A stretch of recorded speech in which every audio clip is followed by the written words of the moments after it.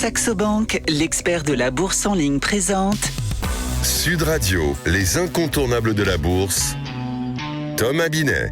Nous nous retrouvons comme tous les lundis soirs avec notre consultant Fabien Keriel, directeur général de Saxo Bank, pour parler bourse et marché financier. Bonsoir Fabien. Bonsoir Thomas. Fabien, on va pas se mentir, on connaît beaucoup de personnes qui ont fait des erreurs de débutants en investissement. Il y en a beaucoup, vous en avez croisé beaucoup aussi dans votre métier parce que vous gérez une banque en ligne dédiée aux investisseurs actifs. Comme vous en avez vu beaucoup passer, on va s'intéresser à eux. Quelles sont les erreurs les plus fréquentes que vous avez relevées ? Il y en a plusieurs et effectivement, c'est assez naturel de faire des erreurs puisque quand on fait quelque chose et quand on passe à l'action, quand on prend les choses en main, quand on débute, inévitablement, on fait des erreurs. Mais ce qui est important, c'est d'apprendre de ces erreurs. Il y en a 3-4 qu'on peut voir ensemble et peut-être la première, allons-y. Qui est investir sans objectif. Le nombre de personnes qui n'ont jamais investi en bourse et qui entendent parler par la famille, par des amis, par des copains, une pépite, tel instrument. Alors souvent, c'est des boîtes dans la biotech où il y a un bon storytelling, il y a une bonne histoire. Et ils se disent, tiens, j'ouvre un compte, j'achète.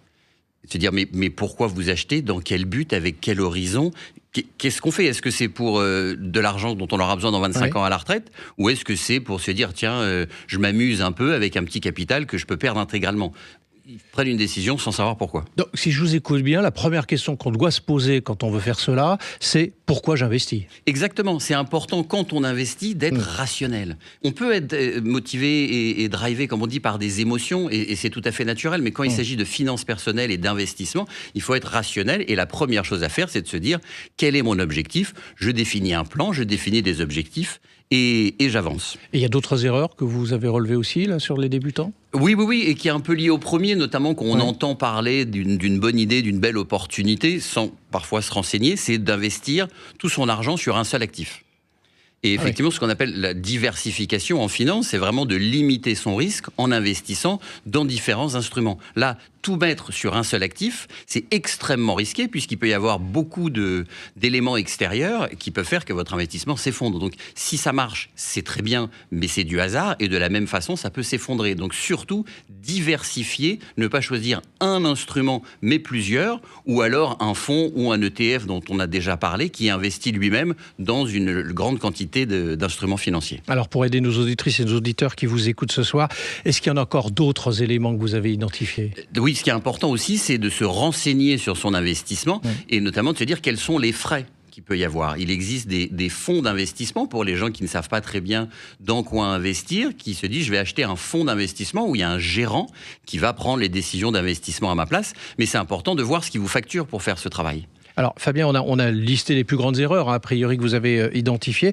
Alors on va essayer d'évoquer avec vous maintenant les bons réflexes à adopter dès le départ.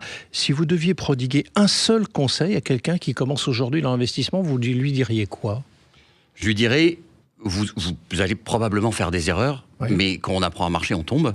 Et donc, il faut commencer. Il ne faut pas avoir peur de commencer. Il faut prendre son avenir financier en main. Je pense que c'est un des thèmes qui revient très régulièrement dans cette émission. C'est de se dire, mettez le premier pas dans ce chemin.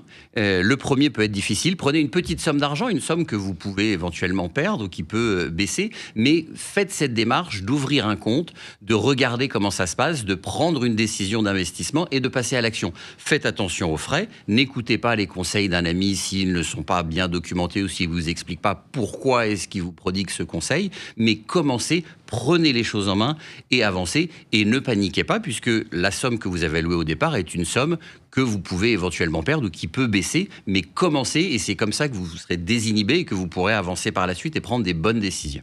Donc si je vous résume bien, il faut s'éduquer, il faut se renseigner, il faut comparer, il ne faut pas se précipiter non plus. Exactement, il faut être rationnel, se renseigner, comme dans n'importe quel domaine, être curieux, regarder ce qui se passe, analyser, prendre des décisions et tout se passera bien. Merci Fabien et on vous retrouve lundi prochain pour un autre numéro d'Oser Investir, les incontournables de la bourse. Et pour ce qui me concerne, je vous donne rendez-vous dimanche matin à 9h25 dans la matinale week-end. Sud Radio, les incontournables de la bourse. Thomas Binet. avec Saxo Bank, l'expert de la bourse en ligne.